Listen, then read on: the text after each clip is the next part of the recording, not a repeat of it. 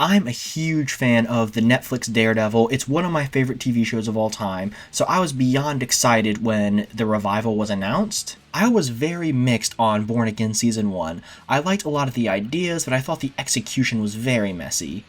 And I have a review of that season up if you want to see it. That being said, I was still excited for this season because I really liked where the previous season ended, and I was especially excited once I heard that Kirsten was going to come back as Jessica Jones. Did this season live up to its potential? Let's find out. Also, because this season is completely 100% out, I will be spoiling the entire thing, as well as all previous seasons of Daredevil. You've been warned. Without further ado, let's get into the plot. So while I was really mixed on last season's plot, I really liked where it left off because I thought it set up a lot of cool places for season 2 to go. And while this season takes a few episodes to get going, I do overall like where it goes. The first season of Born Again really tried to integrate itself into the larger MCU by having characters from other MCU projects appear, while also maintaining the dark and realistic tone of the original Daredevil, and it did that okay, but I think this season does it a lot better. It still has the grounded tone that you want from Daredevil, but also isn't afraid to introduce some more fantastical elements like White Tiger's amulet and Jessica Jones's super strength. And while I do appreciate that this season is a lot more streamlined and well-paced than the first,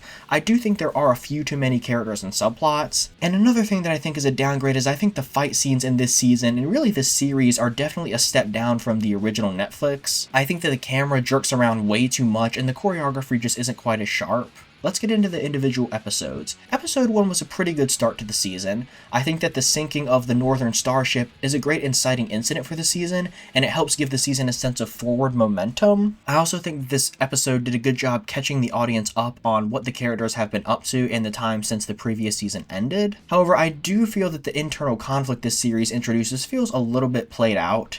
Matt struggling with his desire to kill Fisk as opposed to his desire to uphold the justice system feels like something that the series has explored before. And while I thought episode 2 had a pretty good plot, it was very poorly written and paced. The episode felt like it was putting the puzzle pieces in place for the rest of the season in a very clunky way. The dialogue was really clunky and the scenes didn't transition into each other smoothly. There were times when a character would repeat something that a previous character said in the previous scene, just to reinforce it for the audience. I also thought that Fisk's reason for not revealing Murdock's identity to the public was a little bit clunky. It made a little bit of sense in universe, but also was definitely there just for the plot's sake. Episode 3 was okay. I thought that the commentary in the trial scene was very heavy-handed and lacked a lot of nuance. This episode features the iconic long take that every single Daredevil season does at least once. And while I did like seeing Daredevil and Swordsman team up, I thought that there were way too many obvious fake cuts this time around. And like I said before, I just think that the action in this season is just not quite as good as it was in the original Netflix Daredevil. I really liked what episode 4 did with Bullseye.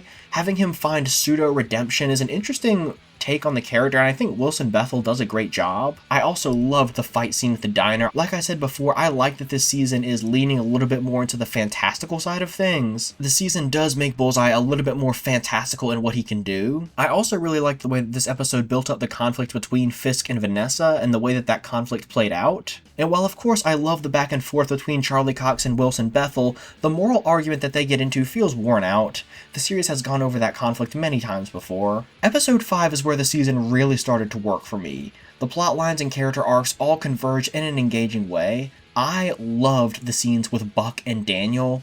There's so much tension in those scenes and it helps develop both characters. I also loved the flashbacks in this episode. It's great to see Eldon Henson back, and of course him and Charlie Cox have great chemistry, and I love how that little subplot shows why Matt believes what he does, and adds some depth to plot beats from the original Daredevil without feeling like retcon. Episode 6 was a little clunky, but still pretty solid.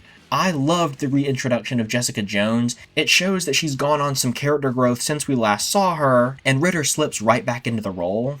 I also love the scene where her and Matt talk on the rooftop.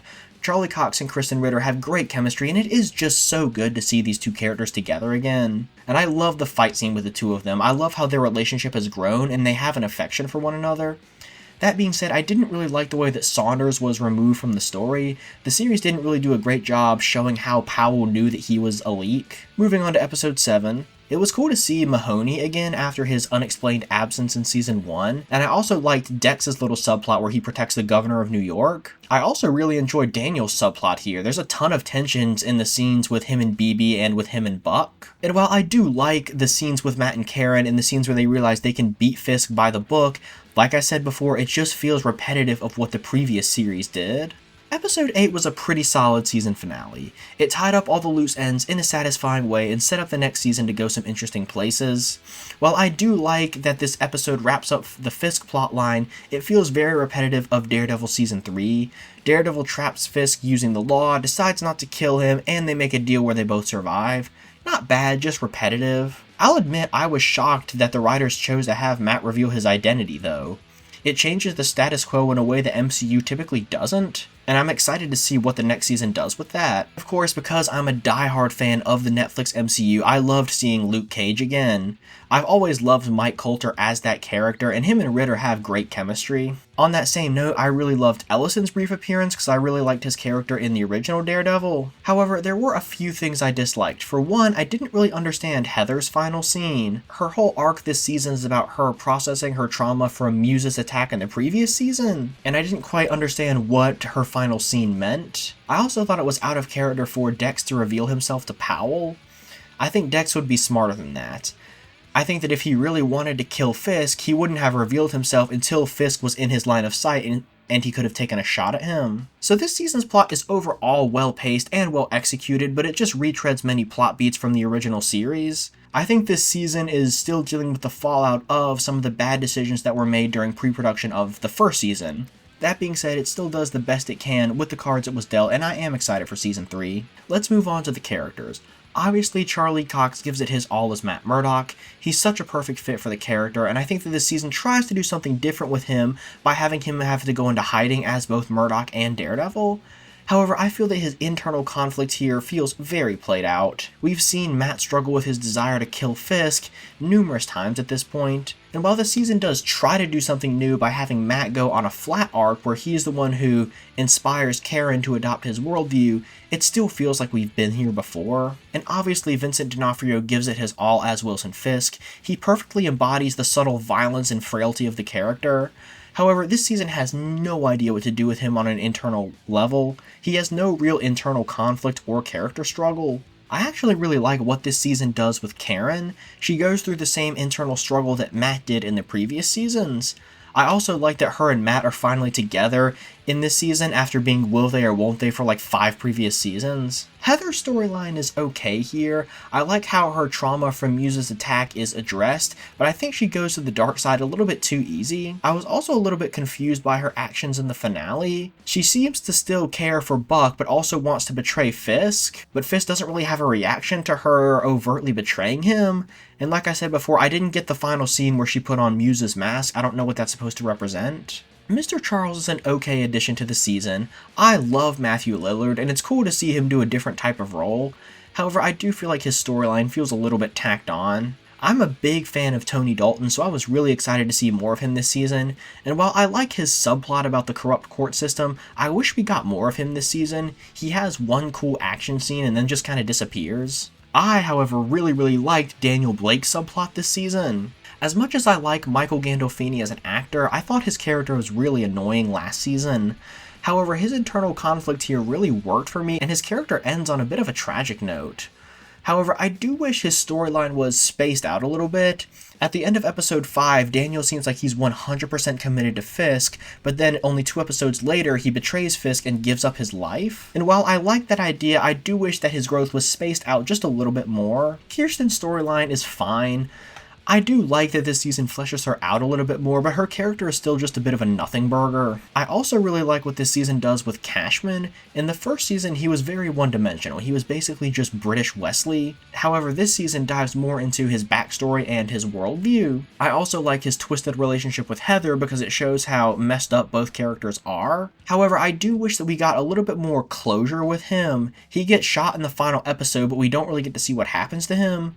Maybe he'll come back in season 3 looking for revenge, I don't know. I didn't really care for BB in the first season because she barely did anything. However, this season actually gives her an actual subplot and makes her character relevant.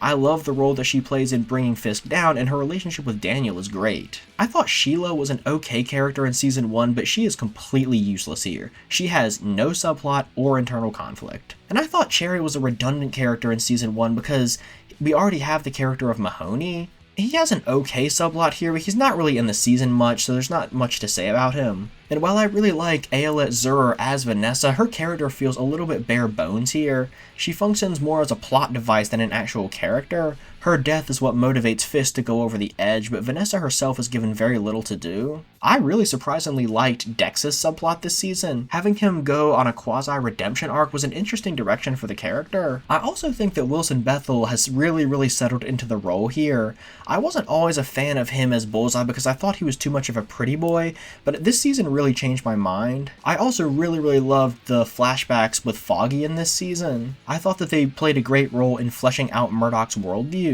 And I loved Jessica's inclusion here because it feels like a continuation of where the Netflix series left off. The final couple scenes with her felt like a love letter to the Netflix MCU, which I loved. Ritter settles right back into the role, and her and Cox bounce off each other very well. However, she does feel a little bit underutilized here, and I wish her subplot was given more screen time. So overall, while not perfect, Season 2 is a huge step up from Season 1. It gives the characters solid arcs, is well paced, and explores some interesting themes. However, I can't help but feel that this season retreads some of the same character arcs and themes as the original Daredevil. As a result, I'm going to give it a positive review. So that's it. Those are my thoughts on Daredevil Born Again Season 2. What did you guys think about this season? Did you guys think that this season was a small step up from Season 1 or a huge step up? Let me know in the comments below. If you want to see my review of Season 1, click this link right here. If you want to see more Marvel related videos, click this link right here. As always, thank you guys so much for watching. Be sure to subscribe. Bye.